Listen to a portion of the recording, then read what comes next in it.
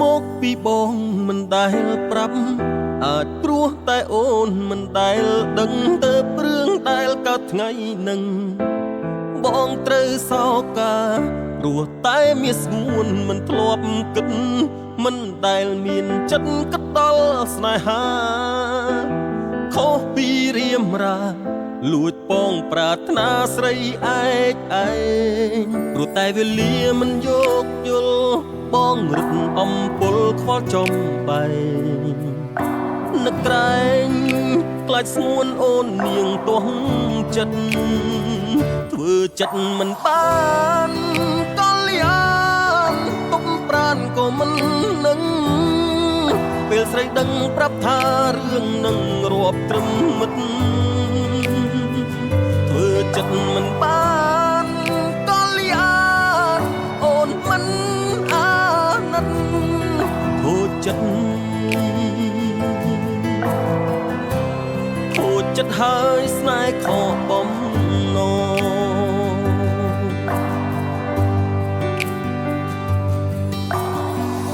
អាចមកពីបងមិនដែលប្រាប់អាចព្រោះតែអូនមិនដែលដឹងទៅព្រឿងដែលកើតថ្ងៃនឹងត្រូវអស់សង្ឃឹមខ្មាស់ជីវ៉ាព្រោះតែមានស្ងួនមិនធ្លាប់គិត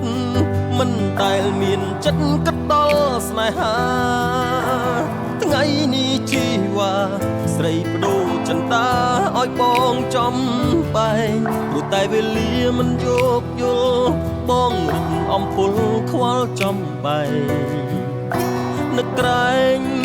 ខ្លាចស្ងួនអូននាងទាស់ចិត្តធ្វើចិត្តមិនបានក៏លៀនទុំប្រានក៏មិននឹងពេលស្រីដឹងប្រាប់ថារឿងនឹងរាប់ត្រឹមមិត្តធ្វើចិត្តមិនបានក៏លៀនអូនមិនអាណិតខូចចិត្តខូចចិត្តហើយស្នេហ៍ខកបំណង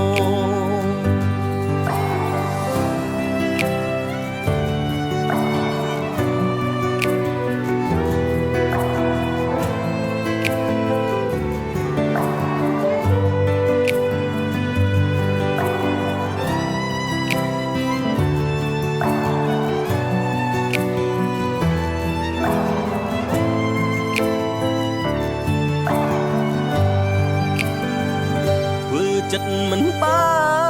នក៏លៀនទុកប្រានក៏មិននឹងពេលស្រីដឹងប្រាប់ថារឿងនឹងរាប់គ្នាត្រឹមមិត្ត